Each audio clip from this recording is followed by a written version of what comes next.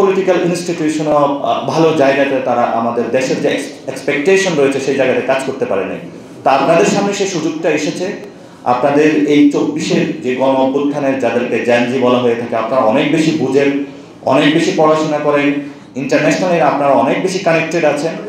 আপনারা যদি পুরো ইন্টারন্যাশনাল আমাদের যারা ডায়াসপোরা সোসাইটি রয়েছেন, গ্রামে গঞ্জে যে মানুষগুলো রয়েছেন, বিল্ডিং ব্রিজ করে যদি বাংলাদেশকে একটা জায়গায় আমরা নিয়ে যাব, সেই প্রত্যাশায় আমরা কাজ করছি। জাতীয় নাগরিক কমিটি ভবিষ্যতে যখন আমাদের দল আসবে, আমরা এই চর্চাটাই অব্যাহত রাখবো। নেভি সন্ত্রাস বা আপনার গ্রিন সন্ত্রাস, অনেকগুলো সন্ত্রাস আসবে। আমরা 24-এর গণ অভ্যুত্থান পরবর্তীতে কোনো জাতিগত কোনো বিদ্বেষ চাই না, কোনো সন্ত্রাসী কার্যক্রম চাই না। এটা যে আদর্শিক যে বিভাজন বাংলাদেশে রয়েছে, সেই বিভাজন থেকে আমরা সরে আসতে চাই। বিভিন্ন জিয়াবাদ বলুন, মুজিববাদ বলুন, আমরা কোনো বাদ বাংলাদেশে চাই না। আমরা বাংলাদেশে শুধু একটি বিষয় বসে, সেটা হলো বাংলাদেশের জনগণ।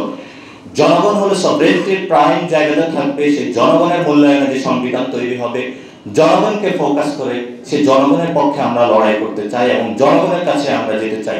এই গণ অভ্যুত্থানে আপনারা দেখেছিলেন যে অ্যানথ্রোপোলজিস্টরা রিসার্চ করতেছেন যে কারা বেশি শহীদ হয়েছিল, যে স্টুডেন্টরা, তাদের ফ্যামিলিগুলো কেমন ছিল, একদম প্রান্তিক লেভেলের তাদের ফ্যামিলি, এবং বেশ যে খুব বড় লোক এরকম না, রিক্সাওয়ালা, শ্রমিক, তারা কিন্তু আন্দোলনে শহীদ হয়েছিল এবং বুকে রক্তটা দিয়েছিল।